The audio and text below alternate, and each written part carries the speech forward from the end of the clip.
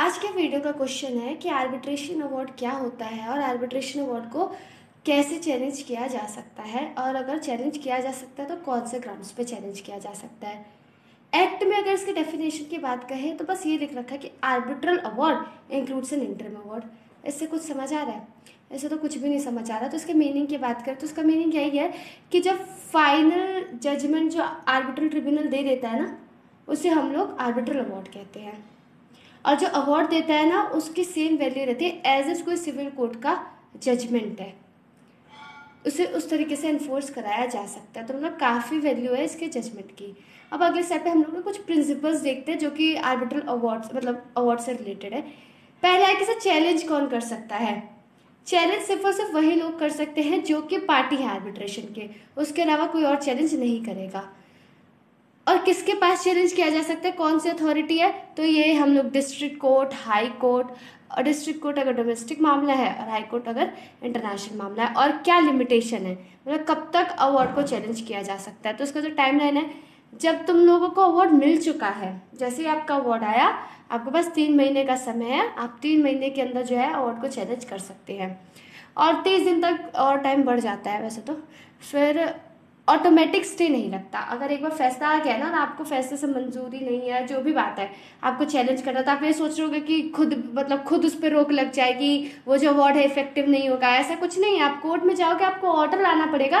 पहले आप ऑर्डर लाइए कि जो अवार्ड है वो इफेक्टिव ना हो। अगर आपको कोर्ट ऑर्डर दे देती है कि ठीक है ये जो अवार्ड है इफेक्टिव नहीं होगा, सिर्फ और सिर्फ उसी सिचुएशन में जो है अवार्ड पे स्टे ऑर्डर लगेगा, वरना तो और किसी तरीके का ऑटोमेटिक स्टे नहीं है, वो एनफोर्स होगा। अब देखते हैं अवार्ड कितने तरीके के होते हैं अगले स्लाइड में। तो पहला तरीका है फाइनल अवार्ड। फाइनल अवार्ड क्या होता है, जितना भी इश्यू था उस मैटर में वो सारा का सारा डिसाइड हो चुका है, एकदम लॉ के तरीके से, एकदम सिग्नेचर विग्नेचर हो के, रीजन भी लिख दिया क्यों ये जजमेंट दिया है, फिर जो पार्टीज कंसर्न उनको डिलीवरी भी कर दी जजमेंट की। ये हो गया हमारा फाइनल अवार्ड, मतलब एकदम समाप्ति हो गई जो हमारा आर्बिट्रेशन था। अगला है इंटरिम अवार्ड। इंटरिम अवार्ड में 2 चीजें आती हैं।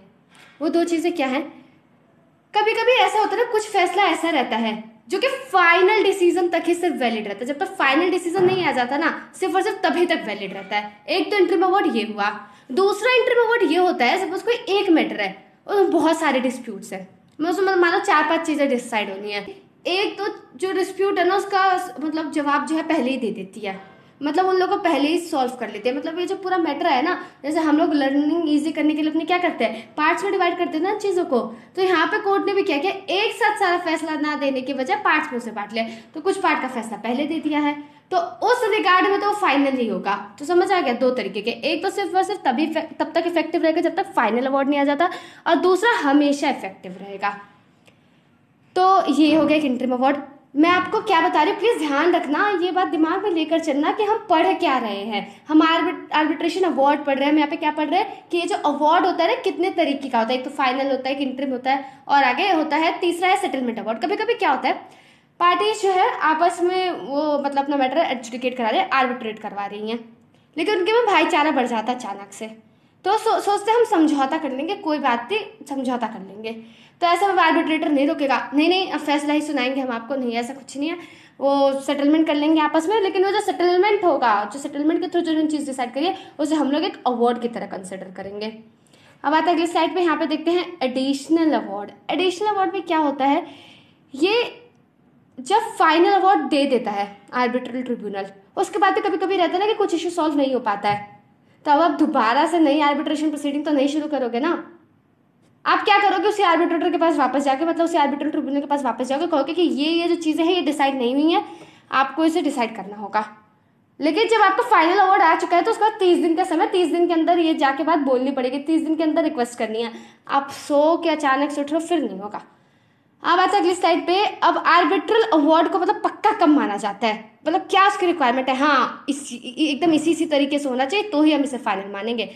तो पहला क्या है, मेजॉरिटी डिसीजन होना चाहिए, मतलब हर एक जितने भी मतलब आर्बिट्रल ट्रिब्यूनल सारे उसके सपोर्ट में रहें। दूसरा क्या है, राइटिंग में होना चाहिए, डेट डली होनी चाहिए, उस पर सिग्नेचर होने चाहिए पार्टीज के, आर्बिट्रल ट्रिब्यूनल के, उसके बाद रीजन लिखा होना चाहिए कि किस बेसिस पे हमने फैसला दिया है। आपने पढ़ा है ना प्रिंसिपल्स ऑफ नेचुरल जस्टिस, उसके अंदर एक क्या था, रीजन डिसीजन, जो भी डिसीजन दिया जाए उसके पीछे रीजन मेंशन करना है। उसके बाद वेज नहीं होना चाहिए, मतलब क्लियर ही नहीं है ऑर्डर क्या है। जैसे अब मान लो एक मतलब कोई भी एक आर्बिट्रल अवार्ड दिया गया, उस आर्बिट्रल अवार्ड में बोलते कि क्या कि जो ए है उसको बी को 1,000 रुपये देने हैं। 1,000 रुपये देने, कब देने हैं, है ना, कब तक देना है, क्या कोई इंटरेस्ट है क्या, ये सब चीज़ तो आपने मेंशन नहीं करी। 1,000 रुपये देने हैं, ये क्या है, ये कोई मतलब डिसीजन है नहीं। और रियलिस्टिक होना चाहिए, प्रैक्टिकल होना चाहिए, लॉजिकल होना चाहिए, उसके पीछे कोई लॉजिक होना चाहिए, उलूल जुलूल नहीं कुछ होना चाहिए। फिर अगला है लीगल होना चाहिए, मतलब लॉ को ऑब्वियसली ना अपोज करे, जो लॉ के प्रिंसिपल्स है उनका ध्यान रखना, किसी लॉ को वायलेट ना करे, पब्लिक पॉलिसी ना वायलेट हो, यही सब चीज़ें। उसके बाद अवार्ड को डिलीवर भी करना है, जब साइन हो गया, जब फाइनल हो चुका है तो जो पार्टीज कंसर्न है उनके पास भिजवाओ भी। अब आता है अगले स्लाइड पे, यहाँ पे हम लोग देखेंगे कि अवार्ड जो है वो चैलेंज हो सकता है, तो इसका जवाब है हाँ, बिल्कुल चैलेंज हो सकता है। तो दो तरीके हैं चैलेंज का, एक तो है अपील, दूसरा है रिव्यू। तो अब हम लोग पढ़ेंगे अपील के बारे में सबसे पहले। अब हम अपील कौन से ग्राउंड्स पे कर सकते हैं, अपील वर्ड का तो मतलब आपको डेफिनेटली पता है, लेकिन उसके ग्राउंड्स जानने जरूरी हैं। तो क्या ग्राउंड जिस पे हम अपील कर सकते हैं, पहला हम ये बोल देंगे कि जो आर्बिट्रल ट्रिब्यूनल था वो बायस्ड था, भेदभाव कर रहा था वो। ऐसे में पहले जो सही प्रोसीजर है, वो सही प्रोसीजर ये होता है कि आप सबसे पहले आर्बिट्रल ट्रिब्यूनल के पास जाएंगे। मतलब कई सारे उसमें अगर आर्बिट्रेटर है तो आप पहले आर्बिट्रल ट्रिब्यूनल के पास अपना मामला लेके जाओगे कि ये जो एक आर्बिट्रेटर है, हमें लग रहा है कि बायस डिसीजन देगा। तो अगर आर्बिट्रल ट्रिब्यूनल ने आपके पक्ष में फैसला सुनाया तो आर्बिट्रेटर हट जाएगा, लेकिन आपके पक्ष में नहीं सुनाता तो अवार्ड चलाएंगे ना। लेकिन फिर भी आप कोर्ट जा सकते हो अगर आपको लगता है कि वो इंडिपेंडेंटली नहीं एक्ट कर रहे हैं, पार्शियली एक्ट कर रहे हैं, आपके पास कोर्ट का रास्ता है। अगले स्लाइड पे दूसरा ग्राउंड देखते हैं अपील का, वो है कि जब आर्बिट्रल ट्रिब्यूनल अपनी जुरिस्डिक्शन को ओवरस्टेप कर देता है। मतलब जैसे आपने, जब मैंने आपको सब्जेक्ट मैटर पढ़ाया था आर्बिट्रेशन का, तो मैंने बता रखा था कि सिर्फ और सिर्फ इन्हीं मैटर्स पे जो है आर्बिट्रल ट्रिब्यूनल आर्बिट्रेट कर सकता है, या फिर जो मैटर्स पार्टीज ने डिसाइड किया है, उसके आगे उससे लिमिट नहीं क्रॉस करने। और अगर अपनी लक्ष्मण रेखा को आर्बिट्रल ट्रिब्यूनल क्रॉस कर देता है तो हम उस फैसले को ना के बराबर मानते हैं। तो दो वजह है अपील की, वही है पक्षपात या फिर आप अपनी लक्ष्मण रेखा को क्रॉस कर रहे हैं, तो ये दोनों चीज़ें अलाउड नहीं है। फिर आते हैं अगले स्लाइड पे, यहाँ पे देखेंगे कि रिव्यू करने की बात देखते हैं। तो अभी हमने अपील पढ़े, अपील के दो ग्राउंड्स थे। अब रिव्यू दो तरीके से हो सकता है, थ्रू पार्टी या फिर कोर्ट खुद ही रिव्यू कर सकती है। अब पार्टी कैसे करेगी, तो इसका पहला ग्राउंड ये है, मान लो जो पार्टी है वो पार्टी किसी इनकेपेसिटी में थी। मान लो एक पार्टी माइनर थी जब आर्बिट्रेशन एग्रीमेंट बन रहा था, माइनर को थोड़ी बाउंड करोगे किसी कॉन्ट्रैक्ट में। अगला है एक पार्टी को मान लो नोटिस ही नहीं मिलता है। अच्छा, आपने पढ़ रखा है ना, रिक्वायरमेंट ये है कि जब आर्बिट्रेशन एग्रीमेंट होता है तो अगर आर्बिट्रेटर चुनने का नोटिस जो है दूसरी पार्टी को देना पड़ता है। आप खुद से ही खुद ही बन के नहीं शुरू कर सकते हो, दूसरे पार्टी का भी इन्वॉल्वमेंट होना चाहिए। तब आप दूसरे पार्टी को नोटिस ही नहीं दोगे तो दूसरा पार्टी आके बोलेगा नहीं क्या, दूसरा पार्टी चुप थोड़ी रहेगा। तो ऐसे में भी फैसला जो है वो ना के बराबर हो सकता है। या फिर जो अवार्ड है वो किसी ऐसे ऐसे डिस्प्यूट से सॉल्व करा जो कि उन्होंने आर्बिट्रेशन के लिए दिया ही ना हो, या फिर जो भी पार्टीज ने नेसेसरी रिक्वायरमेंट ले डाउन कर रखी हो आर्बिट्रल ट्रिब्यूनल ने उसे फॉलो ना किया हो, या फिर लॉ के अंडर जो भी बातें हैं उसे ना फॉलो किया हो। जैसे ये है ना कि दोनों पार्टीज को इक्वली ट्रीट करना, प्रिंसिपल्स ऑफ नेचुरल जस्टिस मान लो, उसे नहीं फॉलो किया तो भी जो है फैसला ना के बराबर हो जाता है, फैसला माना नहीं जाता, उसे एनफोर्स नहीं कराया जा सकता, किसी के भी फेवर में हो किसी के भी अगेंस्ट हो, क्या फर्क पड़ता है। अगली स्लाइड पे है कोर्ट, कब कोर्ट खुद रिव्यू कर सकता है। तो अगर मान लो पब्लिक पॉलिसी के अगेंस्ट कुछ हो रहा है, ये तो एकदम फिक्स्ड ही चीज़ है, ये तो हमेशा याद रखना कि पब्लिक पॉलिसी के अगेंस्ट कुछ होगा कोर्ट सबसे पहले आएगी अपनी अटेंडेंस देने।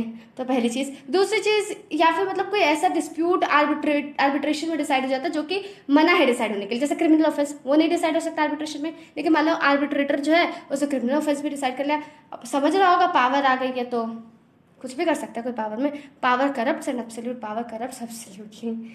अब आता है अगली स्लाइड पे, यहाँ पे देखते हैं कि अगर मान लो कोर्ट क्या करेगी, अगर मान लो आपने चैलेंज किया, मान लो आपने रिव्यू किया है, अपील किया, तब क्या होगा इससे। तीन चीजें हो सकती है।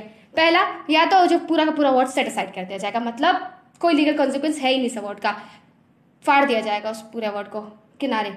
दूसरा है कि कंफर्म कर देगा कोर्ट कहेगा नहीं कुछ गलत नहीं है, सब एकदम सही है, एकदम इसी तरीके से चलेगा, कोई दिक्कत नहीं है।